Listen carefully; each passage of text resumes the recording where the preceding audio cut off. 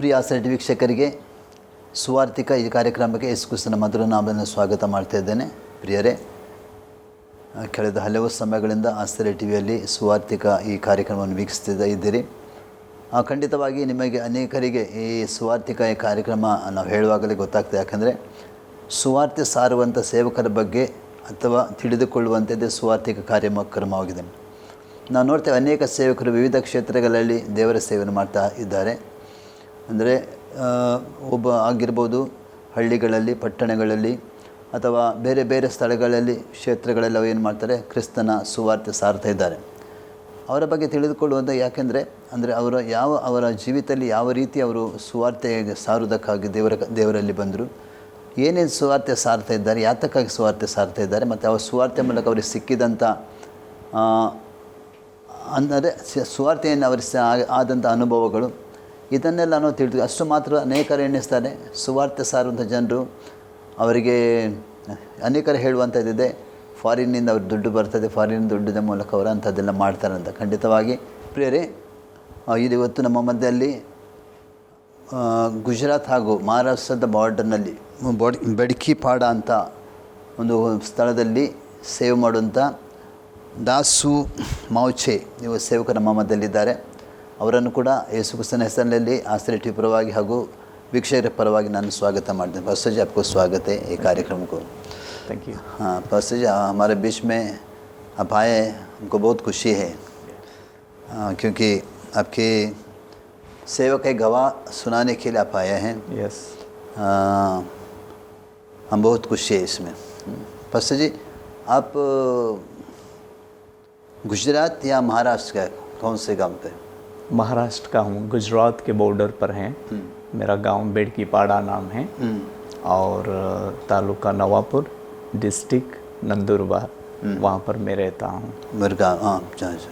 आप उधर ही फ़ायदा हो गया था? हाँ, जन्म वहाँ वही बेड़कीपाड़ा गांव में मेरा जन्म हुआ और वहाँ ही हम लोग रहते हैं. आपके पापा माम को कितना बच्चे लोग आप? हम लोग 3 भाई बहन हैं. पहला जो मेरे मम्मी पापा का लड़का हुआ था वो 4 मंथ उसके पास रहा, फिर उसका डेथ हो गई. फिर बाद में हमारा जन्म हुआ मेरा, और मेरे से एक छोटा भाई है और एक बहन है. ऐसा करके हम 3 भाई बहन हैं. अभी आप भाई एक, 2 बहन है? हाँ, 2 भाई और 1 बहन है. 2 भाई और 1 बहन. हाँ. अच्छा.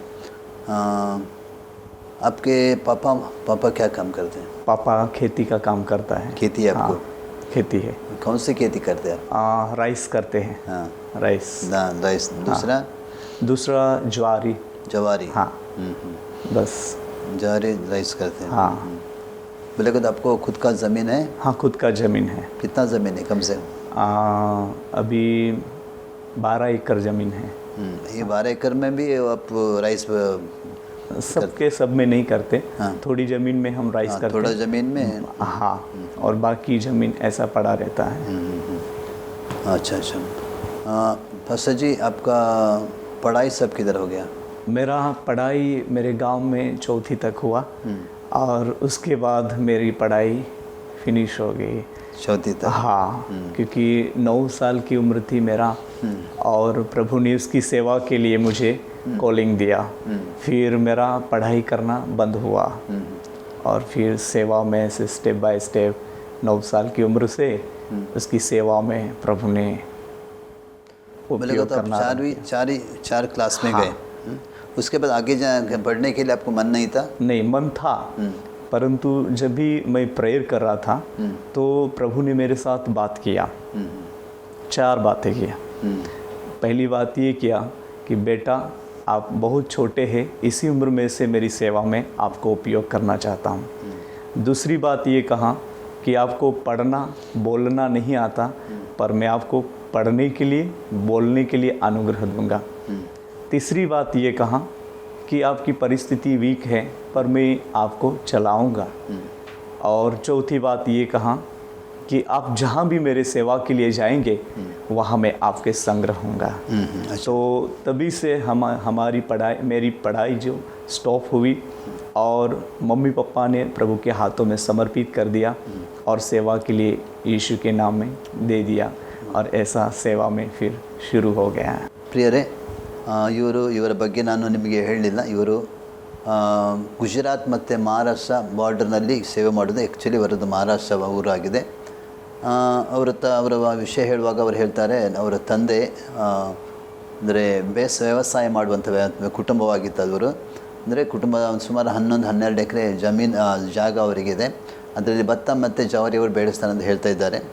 ಹಾಗೆ ಅವ್ರದ್ದು ಕೇಳುವಾಗ ಅವರು ಅಂದರೆ 4 ಜನ ಅಕ್ಕ, ಇಬ್ಬರು ತಂಗಿಯಂದರು, ಒಬ್ಬ ಅಣ್ಣ ಇದ್ದಾನೆ ಅಂತ ಅವರು ಹೇಳ್ತಾರೆ. ಮತ್ತು ಇವರು 4 ಜನ ಇವರು ಇದ್ದಾರೆ. ಹಾಗೆ ನಾನು ವಿದ್ಯಾಭ್ಯಾಸ ವಿಷಯ ಕೇಳುವಾಗ ಅವರು ಹೇಳ್ತಾ ಇದ್ದಾರೆ, ಅಂದರೆ 4ನೇ ಕ್ಲಾಸ್ ತನಕ ಮಾತ್ರ ಶಾಲೆಗೆ ಹೋದದ್ದು. ನಂತರ ಅವರಿಗೆ ವಿದ್ಯಾಭ್ಯಾಸ ಮುಂದುವರಿಸಲಿಕ್ಕೆ ಆಗಲಿಲ್ಲ. ಯಾಕಂದರೆ ದೇವರ ಕವರೆ ಅವರಿಗೆ ಬಂತಂತ ಹೇಳ್ತಾರೆ. ದೇವರು ಅವ್ರ ಸಂಗಡ ಮಾತಾಡಿದ ಅಂತ ಅವರು ಹೇಳ್ತಾ ಇದ್ದಾರೆ. ಮುಂದಿನ ಭಾಗನ ಕೇಳ್ತಾ ಇದ್ದೀನಿ. पास्टर जी, आप बोले अच्छा सौची का क्लास में आप परमेश्वर ने आपको सेवा के बुलाए बोले। अब और एक बात बोले, आप बोलने को पढ़ने को नहीं आता करके बोले, वैसा कैसे क्या होता था आपको? वो गांव में मेरी स्कूल है। हाँ। तो वहाँ पर जो हमारा टीचर था, हाँ। वो हमें पढ़ाई नहीं कराता था। हाँ। और हम लोग स्कूल में जाते तो सही। स्कूल था? हाँ, स्कूल था। टीचर भी थे। हाँ। और वो पूरा दिन बच्चों के साथ खेल कर वो अपने घर चला जाता था, बच्चों को छोड़ देता था। उसमें हमें कुछ भी नहीं आता था। तो फिर ऐसी दशा में प्रभु ने उसकी सेवा के लिए कॉलिंग दिया। हाँ। ಅಂದರೆ ಅವ್ರು ಹೇಳ್ತಾ ಇದ್ದಾರೆ, ಶಾಲೆ ಇತ್ತು, ಶಾಲೆಗೆ ಹೋಗ್ಲಿಕ್ಕಿತ್ತು. ಆದರೆ ಅವರು ಒಬ್ಬರು ಟೀಚರ್ ಇದ್ರಂದ್ರೆ ಕ್ಲಾಸ್ ಶಾಲೆಯಲ್ಲಿ ಅವ್ರು ಏನು ಮಾಡ್ತಿದ್ರಂದರೆ ಮಕ್ಕಳ ಜೊತೆ ಆಟ ಆಡಿ ಅವ್ರು ಸಮಯ ಕಳೀತಿದ್ದ. ಆ ಕಾರಣದಿಂದ ಇವರಿಗೆ ಯಾವುದೇ ಓದು ಬರ ಅವರು ಕಲಿಸಲಿಲ್ಲ ಅಂತ ಹೇಳ್ತಾರೆ. ಹಾಗೆ ಅವರಿಗೆ ವಿದ್ಯಾಭ್ಯಾಸದಲ್ಲಿ ಕೂಡ ಅವರು ಮುಂದುವರಲಿಕ್ಕೆ ಆಗಲಿಲ್ಲ ಅಂತ ಹೇಳ್ತಾರೆ. ಆದರೆ ಆಶೆ ಇತ್ತು, ಅದು ಆಗಲಿಲ್ಲ ಅಂತ ಹೇಳ್ತಾ ಇದ್ದಾರೆ. फिर पास्टर जी अपने चौथी कर्म को छोड़ दिया, प्रभु का आपको कॉलिंग आया, कॉलिंग के लिए कैसा आया बोला 4 बातों आप प्रभु ने आपके साथ किया। उसके बाद आपने क्या किया? फिर जैसे प्रभु ने जो कॉलिंग दिया और फिर हमारे मम्मी पापा और मेरा पापा की माँ हम मिलकर फिर प्रार्थना करने लगे। और प्रार्थना के बाद जैसे जैसे पवित्र आत्मा के ज़रिए जो रेवलेशन हमें प्राप्त होने लगा। और एक बात मैं पूछ रहा हूँ, आप मसीह परिवार के? मसीह परिवार का मतलब मेरे पापा की मम्मी और वे लोग पहले मतलब जैसे वो गांव के एरिया में रहते, ट्राइबल एरिया, आदिवासी इलाका। तो उनको आप पहले क्या थे? पहले मतलब प्रभु में आने के पहले क्या थे? प्रभु में आने के पहले ऐसे विधर्मी थे। हाँ। विधर्मी थे। और फिर वे जैसे दादी को यीशु के बारे में मालूम पड़ा। कैसा मालूम पड़ा पास्टर जी? वहाँ पर एक प्रभु का सेवक आया था महाराष्ट्र से, अपना नागपुर से। तो वो प्रभु यीशु मसीह के बारे में कह रहा था। तो वो सच्चाई उसको, मेरी दादी को बहुत पसंद आया कि कोई है और अच्छा कह रहा है। फिर उस वचन के अनुसार उसने अपने जीवन को समर्पित किया। नहीं तो कुछ तो दादी कुछ तो प्रॉब्लम थे जब वो कुछ नहीं। हाँ, उसने वचन सुना और वे प्रभु में आए। प्रभु में आपके नानी आए? हाँ, नानी आए। नानी आने के बाद दूसरा कौन है प्रभु में तुम्हारे परिवार में? आने के बाद मेरा पापा आया। पापा आए। हाँ। और पापा का भाई। कितना साल के बाद आए? वो तो पापा ऐसे 2-3 साल के बाद आया। हाँ। और उसके बाद पापा का भाई आया। और इस रीति से एक के बाद एक मेरे नानी का जितने बेटा बेटियां हैं वे सब आए। उसका एक लड़का नहीं आता है। बाकी सब उनका 6 बेटा बेटियां, तो वे 6 के 5 सब प्रभु में है। और इस रीति से वे प्रभु में बढ़ने लगे। और मेरा उस टाइम में वो टाइम अब आप बोले आपका नानी प्रभु में आए करके। हाँ। वो टाइम में अपने परिवार के दूसरे लोग कैसा अपना एक है बोलेगा तो एक प्रभु में आने के आम देखता है। हाँ। विरोध करता है। हाँ। तो कैसा जाता है हमारा जो हमको छोड़ के, कैसे थोड़ा ऐसा प्रॉब्लम आता, ऐसा कुछ हो गया था? ऐसा कुछ उनकी लाइफ में नहीं हुआ। पर मेरा नाना था, वो उसको रोकता था, चर्च में जाने के लिए मना करता था, उसको बहुत मतलब सताव करता था। बट फिर भी वो नानी प्रेयर में रही और प्रभु ने उसके जीवन में काम किया। तो वो लास्ट तक चर्च में तो नहीं आया, फिर भी उसका जो परेशान करना जो था वो बंद हो गया था। बंद हो गया। हाँ। हाँ, इस रीति से जो परिवार में प्रार्थना और प्रभु का काम बढ़ने लगा। फिर ऐसा काम बढ़ता गया। फिर मेरा पापा का बड़ा भाई है, वो गांव में एक पास्टर हो गया। हाँ, पास्टर हुआ। और पापा की बड़ी बहन है, वो भी मतलब यीशु मसीह के बारे में गवाही और वचन बांटने लगी। और दूसरी बहन है, वो भी ऐसे यीशु मसीह के बारे में गवाही और वचन बांटने लगी। इसी रीति से परिवार में काम होने लगा था। बोलेगा तो आपको परिवार को प्रभु ने चुना। हाँ, चुना। आप प्रभु की सेवा कहीं ने चुना था। हाँ, वचन एक बोलता है ना, बोलेगा तो क्या माँ के गर्भ से क्या वचन अलग किया। हाँ, वहाँ ही चुना था प्रभु ना। हाँ। ऐसा आप आदि से होने के बावजूद भी प्रभु ने आपको चुन के आपको सेवा खाई के लिए आप चल रहे हैं। पास्टर जी, आप बोला 4वीं 4 क्लास तक है। हाँ। आपको वचन कैसा मालूम पड़ा? वचन कैसा आप वचन में कैसा आप बढ़ा? वचन जब भी ऐसे जो 4वीं क्लास मतलब पढ़ाई बंद हो गई, फिर मैं मम्मी पापा के साथ मतलब रहने लगा। और मेरा पापा 2री तक पढ़ाई किया हुआ है और वो अच्छे से बाइबल पढ़ता है। प्रभु के अनुग्रह से वो अच्छे से बाइबल पढ़ता है। फिर रोज़ हम लोग पारिवारिक प्रार्थना करते थे, फैमिली प्रेयर। सो उसमें मेरा पापा वचन बांटता था, वचन बोलता था और सिंगिंग करके, प्रार्थना करके फिर हम लोगों को अधिकता वचन की गहराई वो सिखाता था। सो इसी रीति से मुझे वचन का नॉलेज प्राप्त होने लगा और प्रभु उसके आत्मा के ज़रिए वचन का रहस्य बताने लगा। इसी रीति से मुझे उसमें वो नॉलेज प्राप्त हुआ। या बोलेगा तो आपके पापा ने घर पे तो आप परिवार में प्रार्थना होता था, शुरू किया और प्रभु के वचन पापा आपको बांट रहा था। वो आपको सुन के आप फेथ में बढ़ गया। हाँ, फिर आप पास्टर जी, आपका क्या बोलते हैं या प्रभु में आने के बाद प्रभु को कितना साल में आपने ग्रहण किया? कितना साल था आप तब?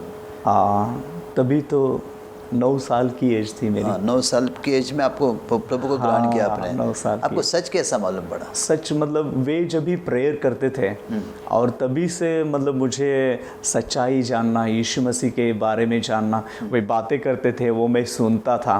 सो मुझे भी ऐसा लगता था कि मुझे भी इसमें उसकी गहराई में जाना चाहिए। बहुत बच्चा था, फिर भी मुझे बहुत इंटरेस्ट था प्रभु के वचन के ऊपर, यीशु के नाम पर बहुत मतलब आशा रहती, इंटरेस्ट रहता।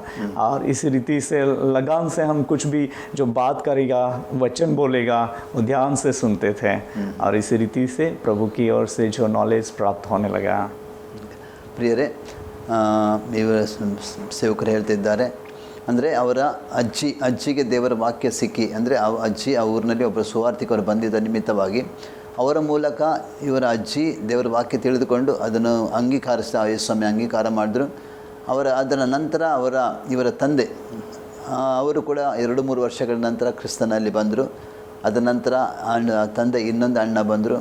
ಹಾಗೆ ಇವರ ಪರಿವಾರದಲ್ಲಿ ಒಬ್ಬೊಬ್ಬರೇ ಕ್ರಿಸ್ತನಲ್ಲಿ ಬಂದು ಈಗ ಪರಿವಾರದಲ್ಲಿ ತುಂಬ ಜನರು ಕ್ರಿಸ್ತನಲ್ಲಿ ಅಷ್ಟು ಮಾತ್ರ ಅಲ್ಲ, ಅನೇಕರು ಸೇವಕರಾಗಿ ಆ ಪರಿವಾರದಿಂದ ಸೇವೆಗಾಗಿ ಎದ್ದು ಬಂದಿದ್ದಾರೆ ಅಂತ ಅವ್ರು ಹೇಳ್ತಾ ಇದ್ದಾರೆ. ಅಷ್ಟು ಮಾತ್ರ ಅಲ್ಲ ಪ್ರಿಯರೇ, ನಾನು ಅವರಿಗೆ ಕೇಳಿದೆ, 4ನೇ ವರ್ಷ ಅಂದರೆ ಸದಾ ಅವರಿಗೆ 9ನೇ ವರ್ಷ, 4ನೇ ಕ್ಲಾಸ್ 9ನೇ ವರ್ಷ ಪ್ರಾಯದಲ್ಲಿ ಅವರಿಗೊಂದು ಆಸಕ್ತಿ ಇತ್ತಂದರೆ, ಅಂದರೆ ಅವ್ರ ತಂದೆ ಅವರು ಮನೆ ಪ್ರಾರ್ಥನೆಯಲ್ಲಿ ಪ್ರಾರ್ಥನೆ ಮಾಡಿದ ನಂತರ ದೇವರ ವಾಕ್ಯವನ್ನು ಅಲ್ಲಿ ಮನೆಯಲ್ಲಿ ಹಂಚಿದ ನಿಮಿತ್ತವಾಗಿ, ಅಂದರೆ ಅವರು ಹಂಚುತ್ತಿದ್ದಾರೆ, ಅಂದರೆ ಅವರು ವಾಕ್ಯವನ್ನು ಹೇಳ್ತಿರುವ ನಿಮಿತ್ತವಾಗಿ ಇವರು ಆ ವಾಕ್ಯವನ್ನು ಕೇಳ್ತಿದ್ರು. ದೇವರ ವಾಕ್ಯ ಕೇಳುವ ಅದು ನಿಮಿತ್ತವಾಗಿ ಇವರ ಹೃದಯದಲ್ಲಿ ಆಸೆ ಹುಟ್ಟಿದ್ದು, ನಾನು ಕೂಡ ಈ ರೀತಿ ದೇವರ ಸೇವೆ ಮಾಡಬೇಕು, ನಾನು ಕೂಡ ಕರ್ತನ ಸೇವೆ ಮಾಡಬೇಕಂತ ತುಂಬ ಆಸೆ ಇತ್ತು.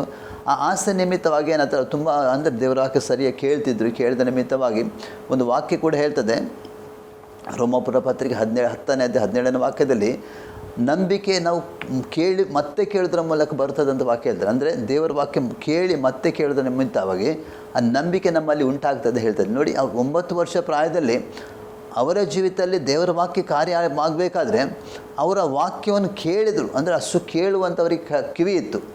ಅದರ ನಿಮಿತ್ತವಾಗಿ ಅವರು ಆ ವಾಕ್ಯದಲ್ಲಿ ಬೆಳೆದರು, ದೇವರ ವಾಕ್ಯದಲ್ಲಿ ಬೆಳೆದ್ರಂತ ಅವರು ಹೇಳ್ತಾ ಇದ್ದಾರೆ. ಪ್ರಿಯರೇ, पास्टर जी, आप प्रभु के वचन में रोज़ सुनता था,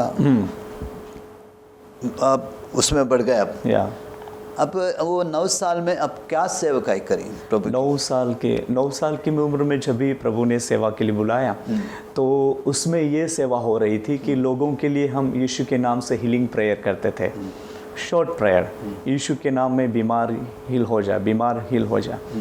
और प्रभु यीशु के नाम से प्रभु उनको चंगा देता था, मतलब चंगा करता था। बस एक बात भूल गया मैं, आप बपतिस्मा कभी लिया था पास्टर जी? बपतिस्मा 16 साल की उम्र में लिया। 16 साल? हाँ, पहले कहा तो 9 साल की उम्र में आप प्रभु में आए। हाँ। और इतना लेट क्यों प्रभु? वहाँ पर मतलब वे पास्टर्स लोग छोटे बच्चे को नहीं देते थे, नहीं देते। थोड़ा उम्र में जानना चाहिए कि बपतिस्मा का बारे में वे जानना चाहिए करके। मैंने बहुत डिज़ायर रखी थी कि मेरा बपतिस्मा जल्दी होना चाहिए, पर हमारे जो मेन पास्टर हैं वे लोग मुझे बोलते थे कि आपकी उम्र कम है तो अभी आप बपतिस्मा नहीं दे सकते, थोड़ा और बड़ा हो जाओ फिर आपका बपतिस्मा हम देंगे। तो ऐसा करके मेरा 16 साल में बपतिस्मा हुआ था। और आप 9 साल के में प्रभु में आए। हाँ। और 16 साल के उम्र में आपका बपतिस्मा हुआ। हाँ। 9 साल के बाद आप किसी को प्रेयर करने वक्त वो चंगा होता था। हाँ, बहुत। मतलब थोड़ा टेस्टामेंट बोलिए पास्टर जी इसके बारे में। सो वो उम्र में जब भी कहीं भी हमारे गांव के एरिया में लोग प्रेयर के लिए हमें बुलाते थे और मेरा पापा वहाँ पर मुझे लेके जाता था और फिर हम लोग उनके लिए प्रेयर करते, जो सिकनेस फीवर रहता, कुछ ऐसा पड़ा हुआ रहता जिनको चलना नहीं होता, ऐसे लोगों के लिए हम प्रार्थना करते थे यीशु के नाम से। और वहाँ पर प्रभु उसकी महिमा दिखाता था और उनको तुरंत चंगा करके खड़ा करता था और वहाँ प्रभु की महिमा होती थी। ऐसा करते करते 12 साल की उम्र हो गई। 12 साल की उम्र में फिर एक बार प्रभु ने मेरे साथ बात किया कि बेटा अभी मेरा सत्य का वचन का सुसमाचार आपको करना है। ऐसा करके प्रभु ने मेरे साथ बात किया और लोग पहचानते थे पर इतना सारा नहीं। और छोटी उम्र 12 साल की उम्र है तो मैं कैसे क्या वचन का प्रचार कर सकूं। और इस रीति से तो उसी दिन मैंने प्रभु से ये प्रेयर किया कि प्रभु इतने लोग तो मुझे नहीं जानते, मेरी उम्र छोटी है तो मैं कैसे क्या प्रचार कर पाऊंगा, तो और कौन मुझे बुलाएंगे, ऐसा मैंने प्रेयर किया। तो वही प्रेयर में प्रभु ने मेरे साथ बात किया कि बेटा फ्राइडे के दिन में सुबह 10 बजे 2 सेवक आपके घर में आएंगे और वे आपको बुला कर लेके जाएंगे, वहाँ पर आपको जाना है और मेरे वचन का सुसमाचार वचन प्रचार करना है। ऐसा करके बात हो गई। तुरंत मैंने घर के लोगों को बोला कि ऐसा ऐसा प्रभु ने मेरे साथ बात किया है तो ये बात सही होगी। और हम सब लोग प्रार्थना में रहे और फ्राइडे का दिन आने की इंतज़ार कर रहे थे कि अभी फ्राइडे आएगा तो 2 आदमी आएंगे। बराबर फ्राइडे का दिन आया, सुबह 10 बजे का टाइम पर 2 सेवक हमारे घर में पहुँचे और फिर हम बहुत खुश हो गए कि वाह, परमेश्वर ने जो यीशु के नाम से पवित्र आत्मा के जरिए जो बातें की और वो कंप्लीट हुई और 2 सेवक आए। और 12 साल की उम्र में जब भी वो बात हुई और उसके अनुसार वे लोग मुझे उनके चर्च में लेके गए तो वहाँ पर अमेजिंग प्रभु के वचन का रेवलेशन हुआ और बहुत सारे लोग आशीषित हुए। ಪ್ರಿಯರೇ, ಅವರು ಹೇಳ್ತಾ ಇದ್ದಾರೆ ಅಂದರೆ ಅವರು 9ನೇ ವರ್ಷ ವಯಸ್ಸಿನಲ್ಲಿ ಅವರಿಗೆ ದೇವರು ಅವರನ್ನು ಕರೆದು ರಕ್ಷಣೆ ಅವರು ಯೇಸುಸ್ವಾಮಿ ಸ್ವಂತ ರಕ್ಷಣೆ ಅಂಗೀಕಾರ ಮಾಡಿದರು.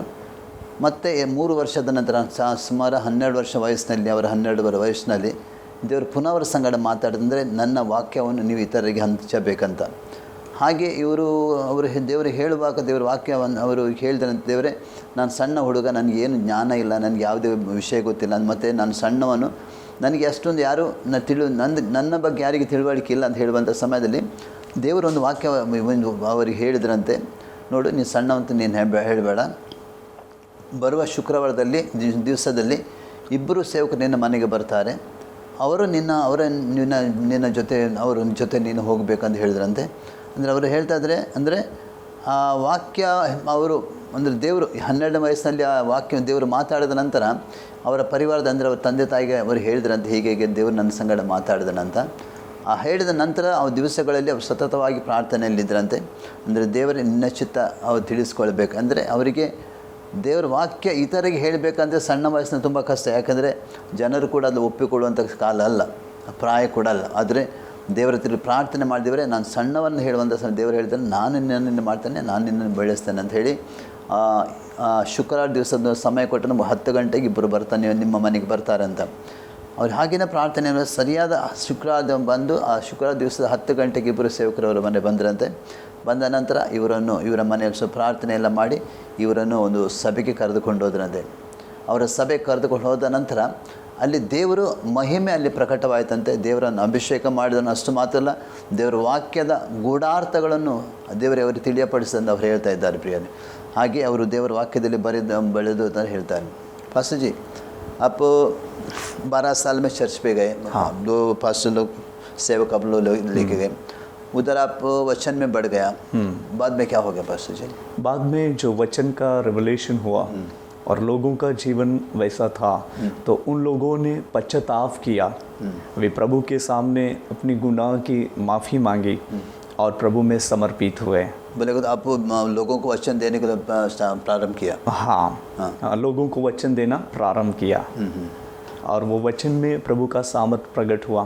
वचन का रहस्य, वचन का अर्थ उनको समझाया और वो समझ में आया, और समझ में आने के बाद वे जो मतलब पश्चाताप करने लगे, रोने लगे कि हमारे जीवन में ऐसी कमियां हैं, हमारे जीवन में जो भी गलतियां हैं वो छोड़कर उन्होंने पश्चाताप किया और अपने जीवन को प्रभु में समर्पित किया।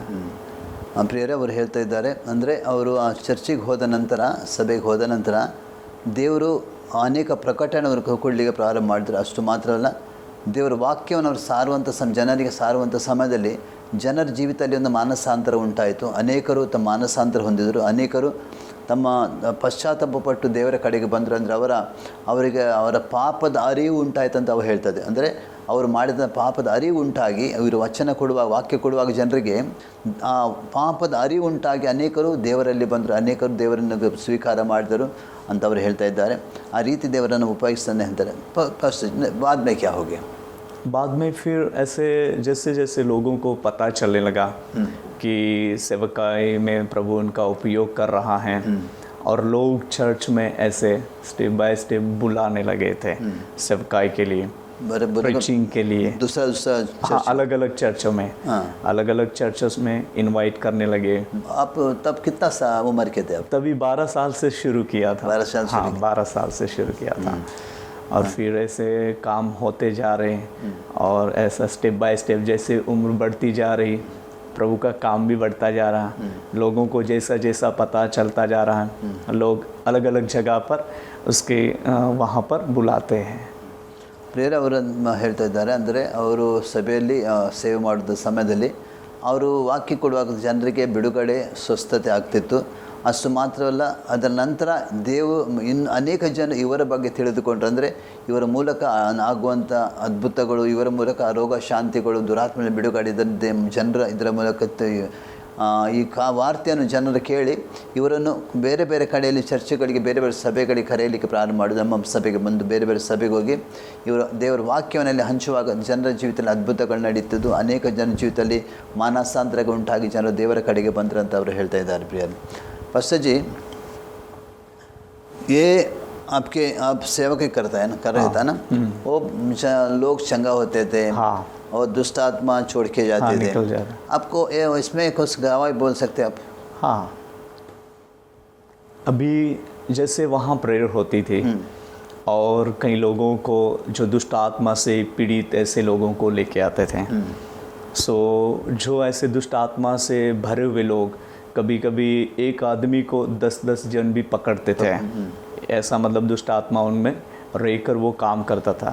ऐसे लोगों को लेके आते तो हम लोग यीशु के नाम से प्रार्थना करते और दुष्ट आत्मा को वो प्रभु निकाल देता था और वे चंगे हो जाते, वे फ्री हो जाते थे।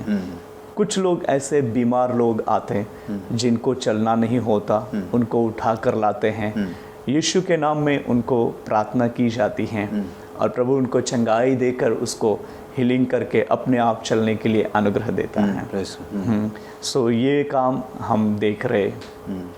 और बहुत सारे लोग जो बुरी आदत में गिरे रहते हैं और कुछ ना कुछ नशे की आदत में, कुछ भी दुनियादारी चीज़ों में जो फंसे हुए रहते हैं, ऐसे लोगों को हम छुटकारा पाते हुए देखते हैं और वे प्रभु में समर्पित होते हैं और अच्छा जीवन जीना आरंभ करते हैं। या वैसे आप सेवकी करने के टाइम में वक्त में बहुत लोग प्रभु में आए। हाँ, बहुत लोग। बोले तो पहला आपके गांव में गलिया स्थित आ गया पहले आपके प्रभु में आने के पहले आपका गांव है ना, गांव में कुछ क्रिश्चियन लोग थे उधर पहले कुछ नहीं थे।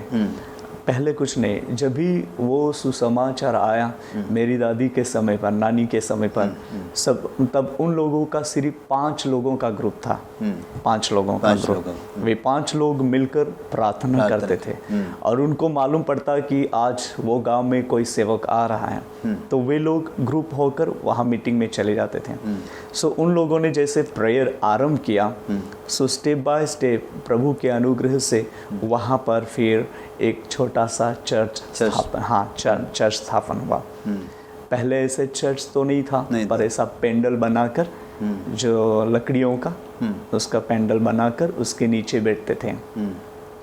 फिर वो वहाँ बैठते थे। फिर किसी के घर बड़ा था, कच्चा घर लकड़ी से बनाया हुआ, जंगल का एरिया है, फिर लकड़ी से बनाए हुए घर है, अभी भी है वहाँ पर।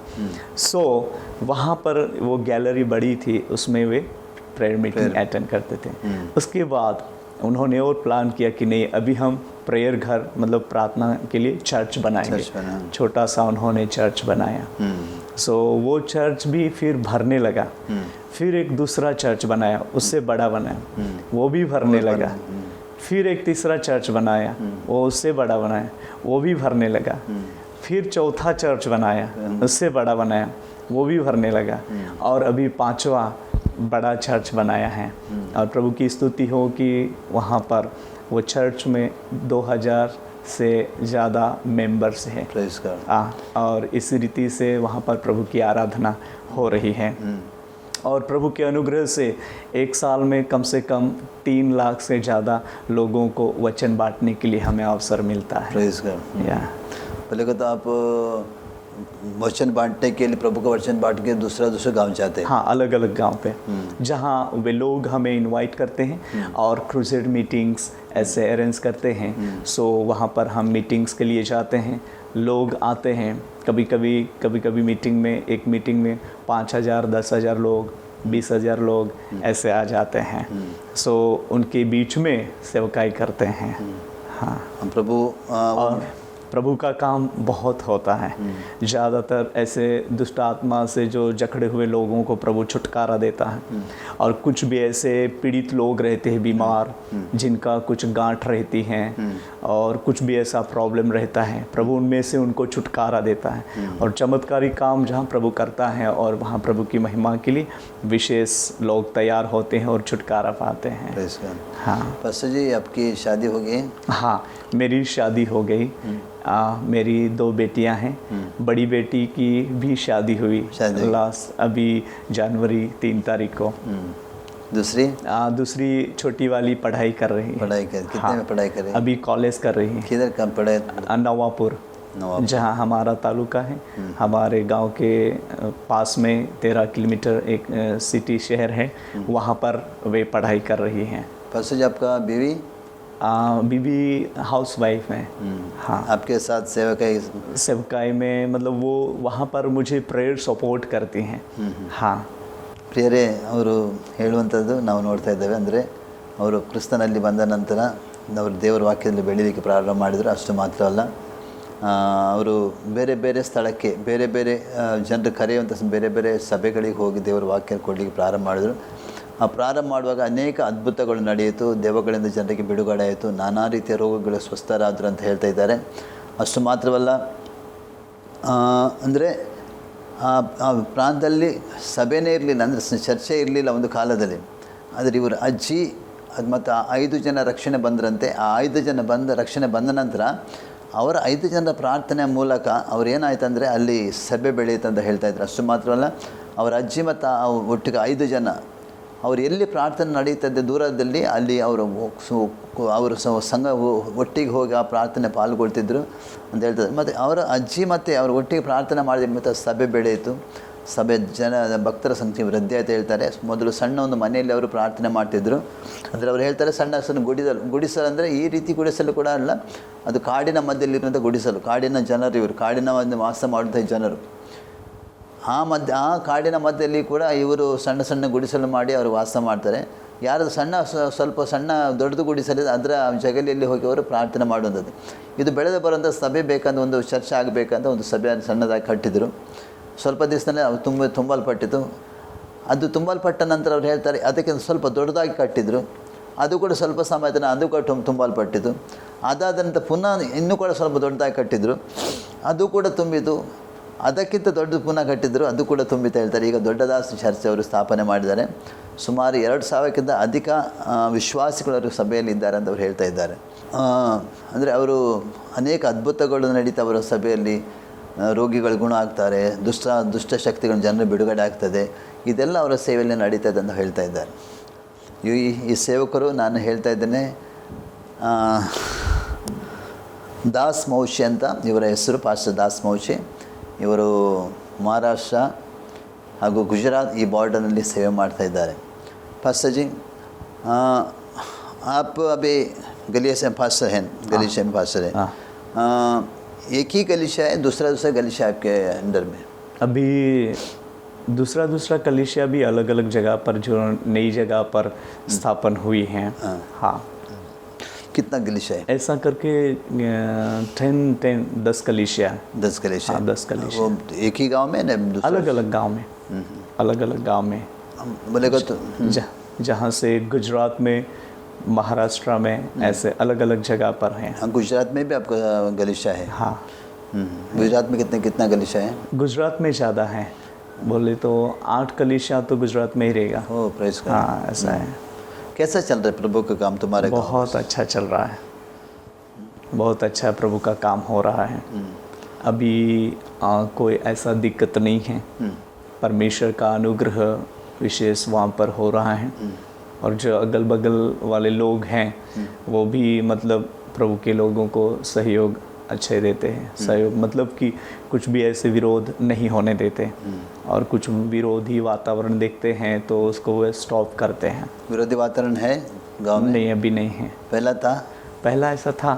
हाँ, कुछ तो आपको प्रॉब्लम होगी इसमें? प्रॉब्लम वैसा लोग मतलब डिस्टर्ब करते थे, कुछ भी ऐसा बोलकर ये है वे है करके, परंतु वो भी अभी शांत हो गए हैं। कुछ आपको अटैक कोई आशा नहीं, कुछ नहीं आया? नहीं। हाँ। अभी आप बोले महाराष्ट्र और गुजरात में आप गलीशिया चलाता है। हाँ।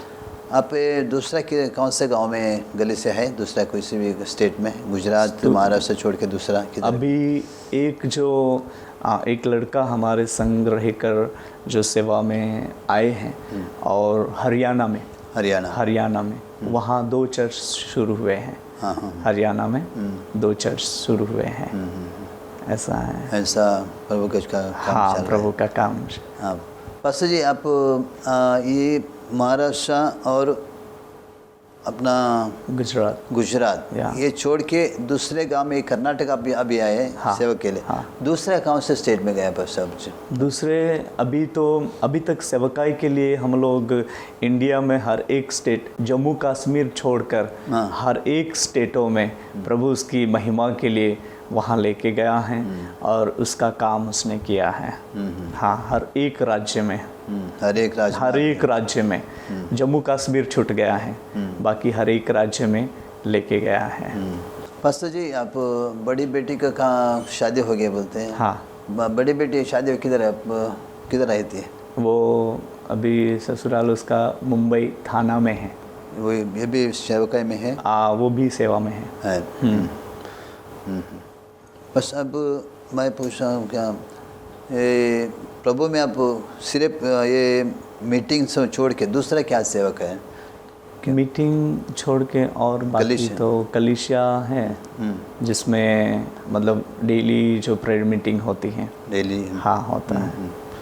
आप पहले बोले को तो सब लोग थोड़े सेवक क्या करते हैं, ट्रैक्स बांधते हैं। हाँ, अपना विलेज में जाके, ऐसा आपको सेवा किया? नहीं, ऐसा नहीं किया।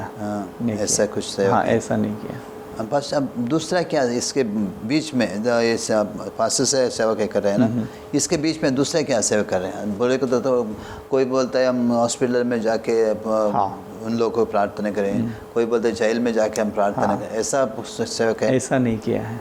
हाँ, जैसा जो कॉलिंग हुआ और ऐसे प्रेयर मीटिंग्स के लिए क्रूज़र मीटिंग्स के लिए यही काम होना शुरू हो गया। और फिर बाकी जो जेल में हॉस्पिटल में जाकर सेवा करने के लिए अवसर नहीं मिला। आपके सेवा कार्य के अंदर किसी को ट्रेनिंग करना ऐसा कुछ है? हाँ है। बोलिए कैसे कर? अभी वहाँ पर हमने स्कूल ऑफ होली स्पिरिट करके स्थापन किया है और 3 साल से वो अभी शुरू हुआ है। 3 साल से? हाँ, 3 साल से।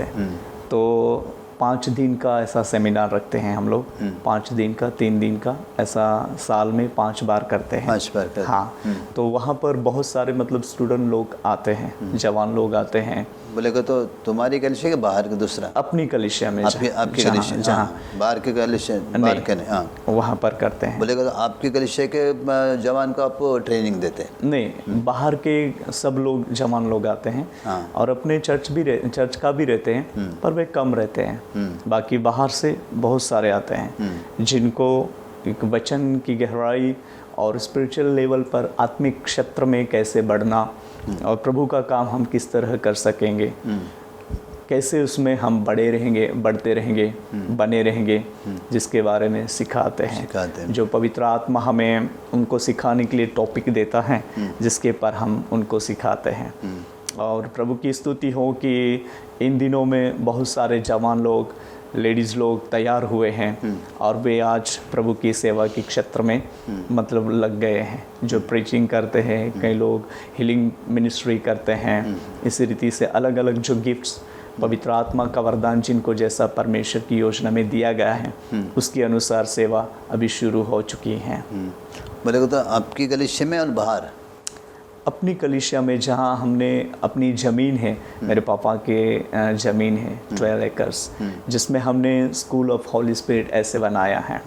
हाँ, और वहाँ पर अभी काम शुरू किया है। इतना डेवलप तो नहीं हुआ है, फिर भी जितना हमें आराधना करने के लिए जगह चाहिए और रहने के लिए एक जगह होनी चाहिए, उतना प्रभु ने दिया है। और वो भी मतलब और भी आगे हम लोग उसको डेवलप करके जहाँ पर और ज़्यादा प्रभु का काम हो, ऐसा काम करने के प्लानिंग में हैं। और इस रीति से प्रभु की महिमा वहाँ पर प्रकट हो रही है। और जब भी जो हम लोग ऐसे बाइबल अध्ययन मतलब सेमिनार जो रखते हैं, तो अलग अलग स्टेट से भी आते हैं और अलग अलग डिस्ट्रिक्ट से आते हैं। गुजरात, महाराष्ट्र, समटाइम पंजाब और हरियाणा, ऐसा कभी अपना कर्नाटका से, बॉम्बे से, ऐसे लोग आते हैं। कौन सा भाषा में आप लोग? मैं वहाँ पर हिंदी में ही प्रीचिंग करता हूँ। हिंदी? हाँ, हिंदी यूज़ करता हूँ। और इस रीति से सब लोग हिंदी समझ जाते हैं, फिर दिक्कत नहीं आती। हाँ। पास्टर जी, आपका ये सेवा कार्य में आगे का क्या दर्शन क्या है? विजन आगे का सेवा में अभी ज़्यादातर हमने इसके ऊपर फोकस किया है कि प्रभु के लिए आर्मी लोग तैयार होना चाहिए। प्रभु की सेवा के लिए लोग समर्पित होकर उसके राज्य में काम करने के लिए बहुत ज़रूरी है। सो लोग इस तरह तैयार होना चाहिए और प्रभु के राज्य में काम करना चाहिए। और जो सच्चाई है, वे जो लोग नहीं जानते, उनके पास तक ये सच्चाई प्रभु यीशु मसीह के बारे में प्रकट होना चाहिए। ये मेरा मेन उद्देश्य है। जो लोग अभी पाप में या दुनियादारी लाइफ में कुछ भी ऐसे दुनिया की एंजॉय मना रहे हैं, प्रभु से दूर चले गए हैं, ऐसे लोगों को सच्चाई में लाकर, सच्चाई की समझाकर वो प्रभु के राज्य में काम करने का योग्य हो जाए, ऐसा हमारा जो दर्शन है। और उसके अनुसार प्रभु ने उसका काम करना आरंभ किया है। बस सच्चाई बोले को तो क्या है? सच्चाई मीन्स कि वचन की सच्चाई, वचन, हाँ, वचन की सच्चाई। बाइबल में जो लिखा है, वो हर एक वचन, जो सत्य वचन जो है, वो सत्य वचन के अनुसार उनके जीवन में काम होना चाहिए। ऐसा है। वचन ये सब बोलता है, प्रभु को वचन मेरा पाँव को उजाला रूप, दिया रूप है। और उजियाला रूप है, मार्ग के लिए उजियाला रूप है। अरे ये बाइबल तो सच्चा वचन है। हाँ, सच्चा इसमें वचन। झूठा कोई नहीं। हाँ है ना। हाँ वो किसी को गलती रास्ते में जाने वाले को सही रास्ते में सही रास्ते में लाते हैं। चलाते हैं। हाँ पास्टर जी, आप सेवा के लिए इंडिया में बहुत राज्यों में आप गए, स्टेट में गए। हाँ। बाहर किधर भी गए इंडिया छोड़ के? अफ्रीका और इजिप्ट और ऑस्ट्रेलिया, अरे सॉरी अपना मलेशिया, ऐसा सेवा के लिए। हाँ सेवकाई के लिए। क्या सेवा के? वहाँ पर अभी जो मलेशिया में था तो वहाँ पर प्रगटीकरण भविष्यवाणी करने का था। सो 4 दिन का जो मीटिंग थी तो वहाँ पर हिंदी में? नहीं, इंग्लिश में होता था। By the grace of God वहाँ मुझे इंग्लिश शब्द मिले थे और उसमें जो इंग्लिश में भविष्यवाणी हो रही थी। वहाँ पर 4 जगह से सेवकों को बुलाया था। एक अपना इंडिया का, और दूसरा पाकिस्तान, तीसरा केन्या और चौथा ऑस्ट्रेलिया। ऐसा 4 सेवकों को बुलाया था, जिसमें मुझे भी बुलाया था। कैसे हो गया था मीटिंग? बहुत अच्छा रहा। कितना लोग थे उधर? लोग थे करीब 400 से ज़्यादा लोग थे और 40 कंट्रियों से लोग आए थे। हाँ ऐसा करके सब लोग वहाँ जमा हुए थे और प्रभु की महिमा वहाँ पर प्रकट हुई। या जो लोगों के जीवन के बारे में प्रभु की मर्जी थी वो प्रकट किया और जो लोगों की जो आवश्यकता थी वो वहाँ पर दिखाया और प्रभु ने पूरा किया। ऐसा हुआ।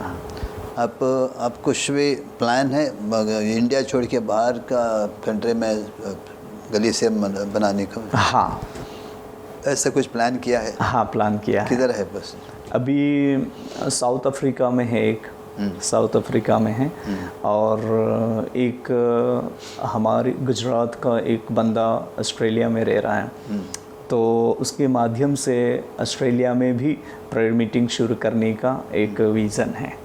ऐसा है। अफ्रीका में ऑलरेडी स्टार्ट हो गया? हाँ अफ्रीका में ऑलरेडी, मतलब वहाँ पर अभी फ़िलहाल में नहीं गया हूँ, बट अभी वहाँ पर एक बंदा जो है उसने शुरू किया है। अच्छा। सो वो हमें इनवाइट कर रहा है, मतलब कि आइए करके से ये सब हम काम शुरू करके वो बुला रहा है। बट यहाँ पर का जो प्रोग्राम्स ज़्यादा होने की वजह से मैं वहाँ नहीं पहुँच पाया हूँ। सो प्रभु के समय पर ज़रूर जाऊँगा और प्रभु लेके जाएगा और उसका राज्य के लिए, उसकी महिमा के लिए वहाँ भी उपयोग करेगा। बोलेगा तो आपका इंटरनेशनल मिनिस्ट्री अभी। या रहने दो, प्रभु आपका आशीष करने दो। आमीन। बस दूसरा आप कोई कुछ गवाही है आपको बोलने के लिए?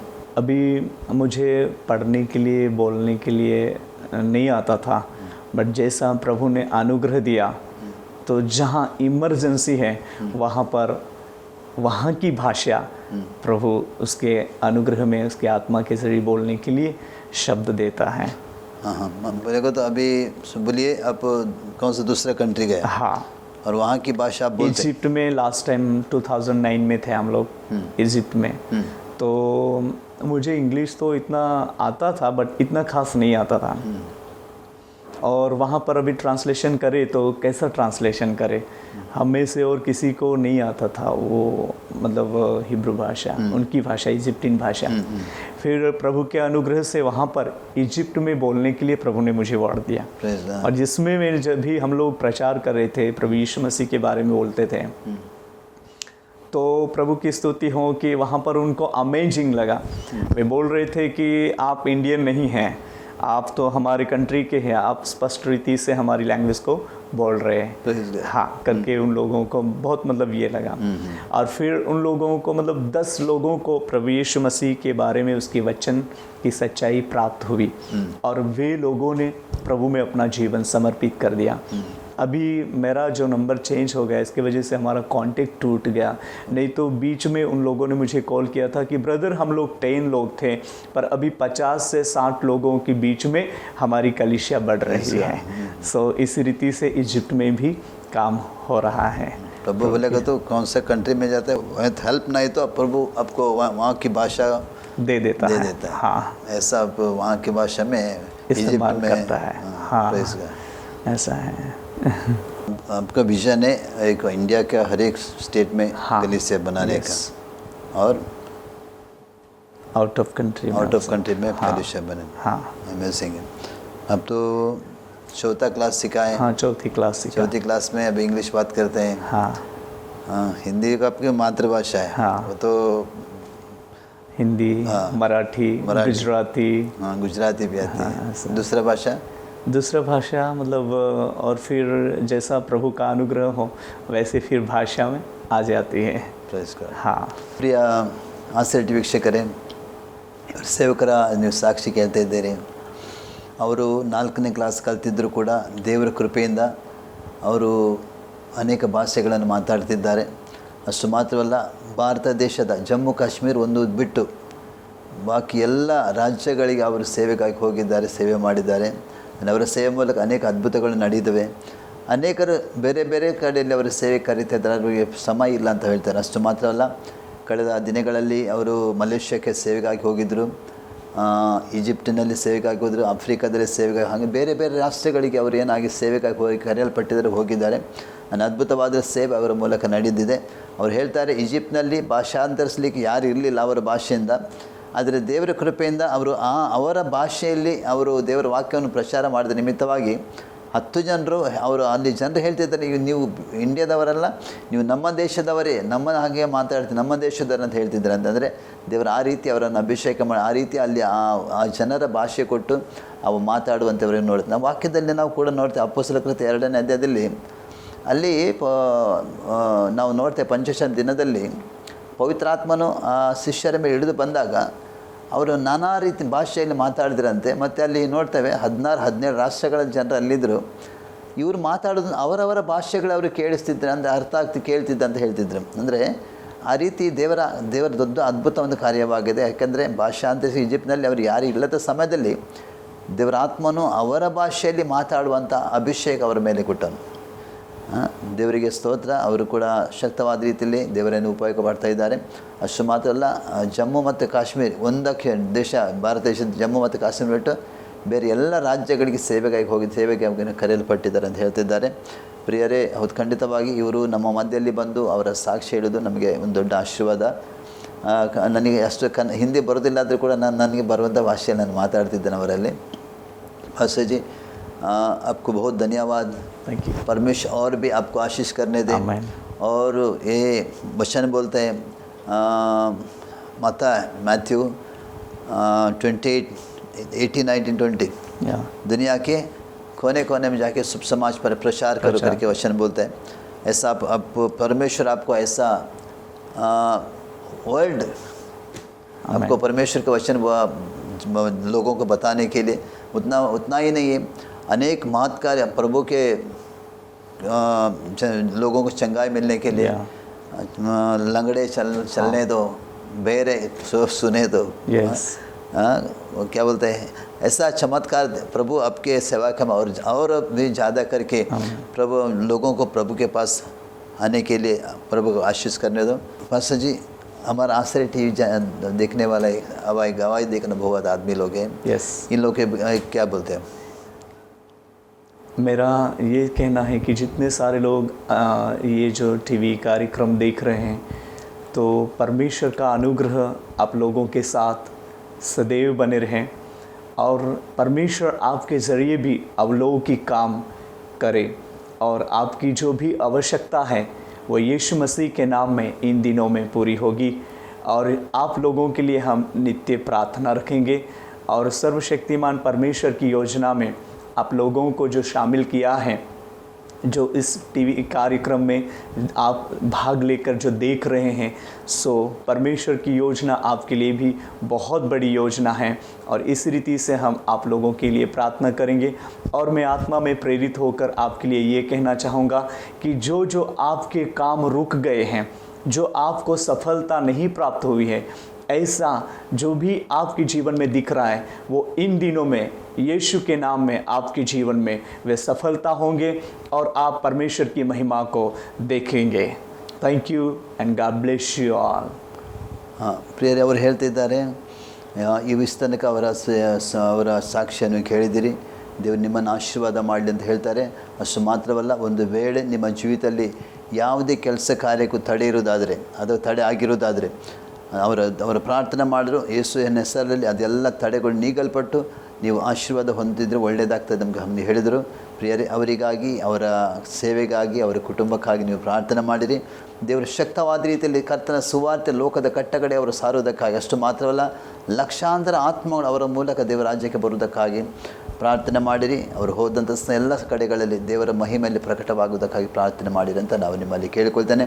ಇಷ್ಟ ತನಕ ಈ ಆಸರೆ ಟಿವಿಯಲ್ಲಿ ಸುವಾರ್ತಿಕ ಈ ಕಾರ್ಯಕ್ರಮ ನೋಡ್ತಾ ಇದ್ದೀರಿ. ದೇವರು ನಿಮ್ಮನ್ನು ಆಶೀರ್ವಾದ ಮಾಡಲಿ.